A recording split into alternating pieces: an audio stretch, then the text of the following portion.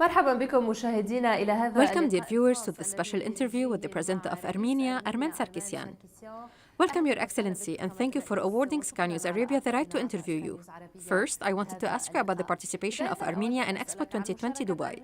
How much did your pavilion reflect the different ethnic characteristics as well as the growing technological ambitions of your country?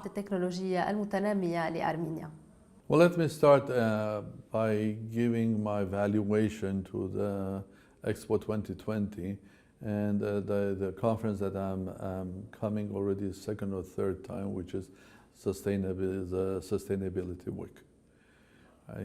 I have been on several expos in Milan, in Kazakhstan, in many places, but this was physically, this is one probably the best. I think you have created here a fantastic environment that I hope and I'm sure that will leave after the expo. And it is something that have all the necessary features for anybody, but especially for young people. So I hope that this will become a sort of a hub for not only those who live here in Emirates, but also for international youth to come and to grow. You know, I had 4 lives for the moment. I'm hoping for the 5. The first I was scientist, physicist, mathematician. Second, I was diplomat, then became prime minister. Third, I was enjoying my third life. I was free man. I was running my center at Cambridge. I was doing business. Fourth, I'm president. I'm looking for the 5th.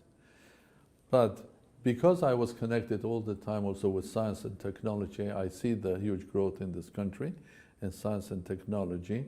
And several buildings here or attempts or presentations that were representing a country, but at the end of the day, the core was technology. The core was focusing into future, and our future is build a world which is technologically very advanced, because do we like it or we're going that path, but also a future which is predictable, sustainable. The word sustainable has probably many meanings, at least for me. It's to make something which is predictable, stable, something that doesn't create the feeling of uncertainty.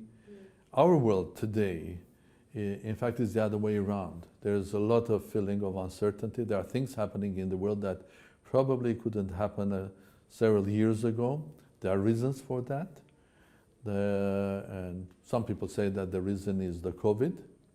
Some people say that the reason, because the COVID, the world has changed. Some people say that the reason is that the international organizations have failed or that they are weaker. Some people say that the world is changing from one polar world that was after the breakdown of the Berlin Wall into bipolar or tripolar and so on, or multipolar world. My answer to that question is that the world has changed because it has changed fundamentally. And I call this new world, as a former physicist, a quantum world. First of all, to emphasize that this world is not the classical world that we knew before. Secondly, we as individuals are behaving now as quantum particles because we are interconnected. We have communications with speed of light. Every person has a second virtual person. There's Caroline or Caroline you and the Caroline virtual, which is your iPad, your iPhone, the image that you create, your Instagram or so there are both of them. And the reality is that the second one is growing faster. Yeah. It's taking over many. So we're living in a very complex world, and that world is the new world, which is the quantum world, is changing the rule of the game. And the rule of the game, let's take how we exercise democracy in many countries. I mean, democracy used to be something that every 5 years people used to go to the ballot box and vote for their MP or for their president, and eventually wait the 5 years, was it good or bad, go and vote again. Now what's happening? People are voting 5 times a day, not every once in 5 years, but 5 times a day on their Facebook. Yeah. And politicians are very much dependent on that. And that means daily voting creates a new environment, newer rules of game. And it's opening a door for populism, okay? And because we are fully quantum, we travel a lot, everywhere in the world, be that in Mongolia, in Beirut, here, in New York or Argentina, people go for shopping to big shopping malls altogether, huge crowds. They travel in huge airplanes for hours, breathing the same air. And that's why it's not surprising that you have one COVID case in China, the next one is in Argentina, and it's spreading so fast. Yeah. So the COVID is not the cause of changes. The world has changed, that's why we're getting COVID. And maybe we'll get something else. Now, where is the solution here? Why are we here today, and where's the solution? The reason why we are here is the scientific and technological progress that we are facing. This planet or humanity was going through Industrial Revolution 1 or 2. We learned how to burn wood or coal and make vapor, make the locomotive, and then it creates huge, or we created a computer that creates another revolution. We are living a time of constant revolutions. I call it our evolution. Our evolution means revolution, but R means rapid evolution. So we are innovating ourselves, creating new ideas every day. So the world is becoming very fast, interconnected, and because of that, in many cases, because the evolution is faster than the change of institutions, our behavior, and so on and so forth. You mentioned more than once and gave several examples about the fact that the world is ever-changing, including in politics. In your opinion, how does that reflect on the region? Definitely. That's why I just finished a book, which I wrote with my son, which is called The New Quantum World, and it's about the quantum behavior of politics as well. In a sense that the factors that were absolutely secondary, let's say 30 or 60 or 100 years ago, are becoming dominant now. And the way you exercise politics is different. It was probably impossible some 50 or 60 years ago to have a politician who was completely unknown to the public and then becoming known and then becoming a leader of a country in 3 months. There are several examples of that worldwide. But it's not difficult both in Europe and outside Europe. And what is also happening in politics, politics was always going with entertainment. You go back to ancient Egypt, or you go back to ancient Rome. There was ancient Rome, there were gladiators, the entertainment. Separately, but they existed, and the politicians were using the entertainment. These days, entertainment and politics go together. A lot of politicians are politicians because they are good entertainers, and the other ones, some of the entertainers, accidentally they became politicians. So there is, because of the media, the sort of the media, because of your gadget, because people watch this sort of a virtual politics in television series. So there's a mixture in the what's the real, what's the fictional one. And that's why there is this synthesis of real politics and sort of entertaining politics, and they come closer and closer. And sometimes this is what we call also populism.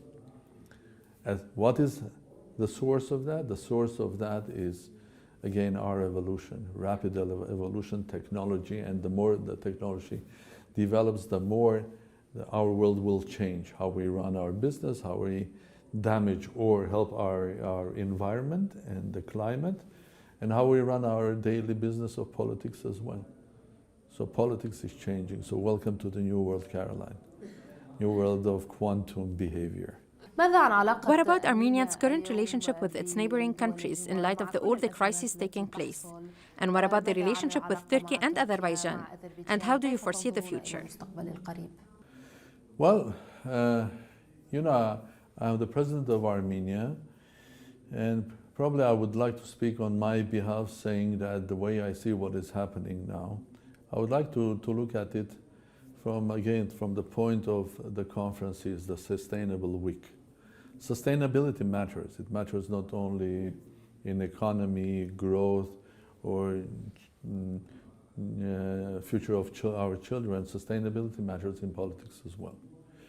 Probably in order to describe it right, I will just take 2 points. One, I will call it pragmatism, be pragmatic, and create something which is sustainable.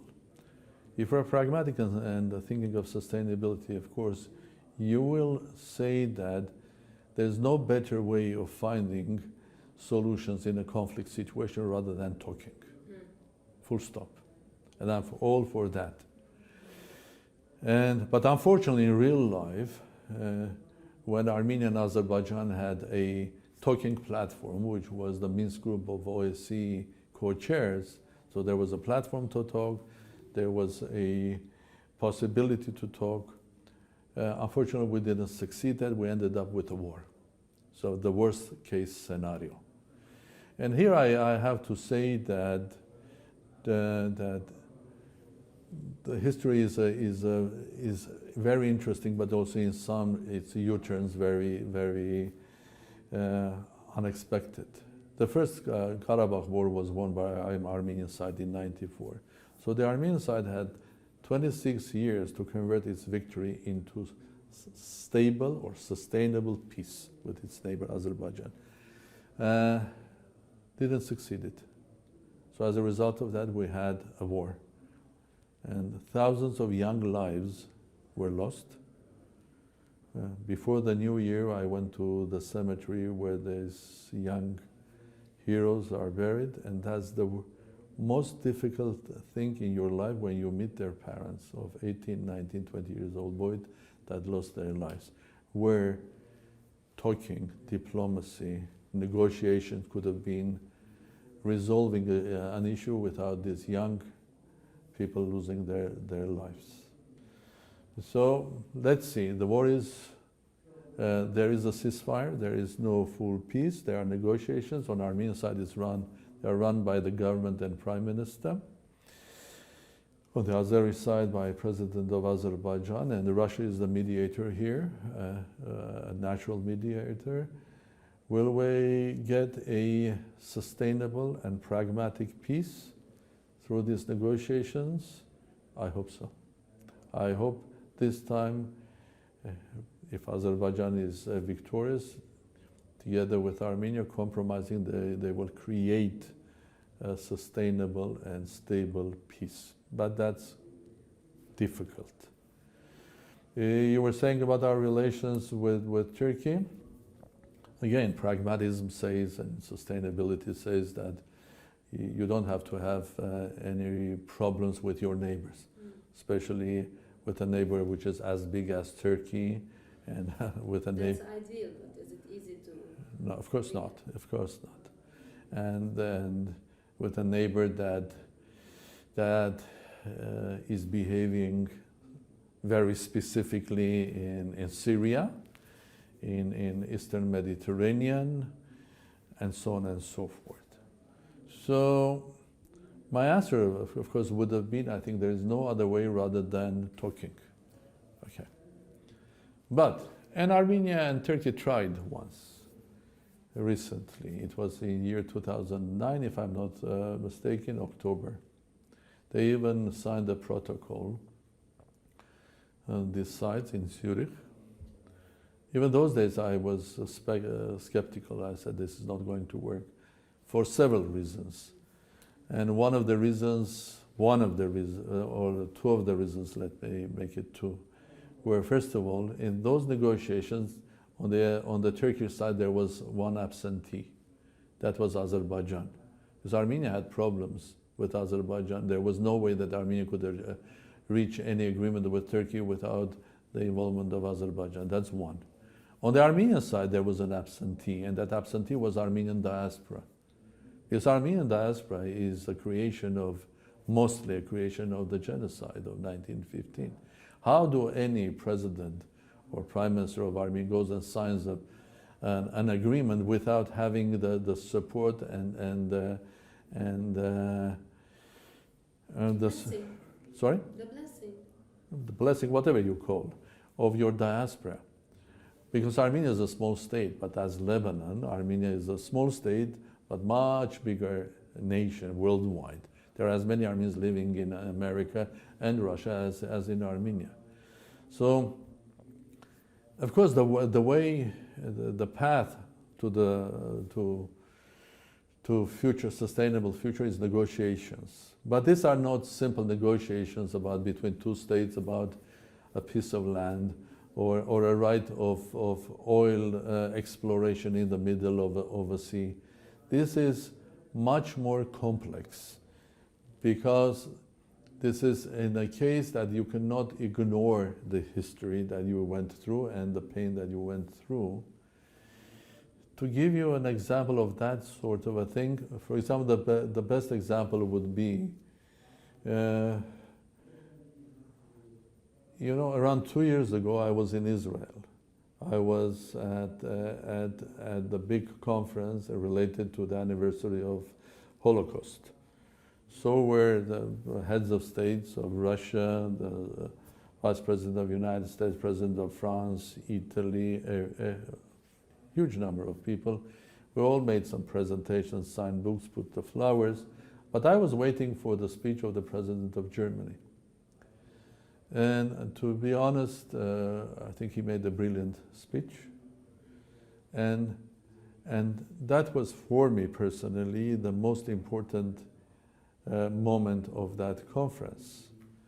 Because after the Second World War, if Germans and Jews, or Germany and later the State of Israel would not speak about Holocaust, but try to negotiate something about their relations, would they succeed?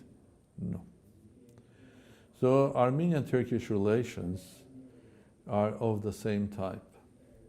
I think in order to succeed, you cannot close your eyes or ignore the big elephant which is in the room. And I'm not saying that it should be addressed immediately. But it's a matter of how do you negotiate. The beginning, the middle, at the end, but there's no way that you can ignore that. So these are not simple negotiations between two states about a conflict. This is much deeper, like the Germany and Jews, and like Germany and the State of Israel. And I hope one day Armenia and Turkey will succeed. But in order to succeed, we cannot ignore the historic facts. And in order to succeed, we have to be pragmatic, to build a sustainable, stable relations between Armenia and Turkey and in the region. Did I answer your question? Yes. Certainly. Thank you so much, Your Excellency, the President of Armenia, Armեն Sարգսյան, for giving Sky News Arabia the right to this interview. Dear viewers, this was all. Goodbye and good night.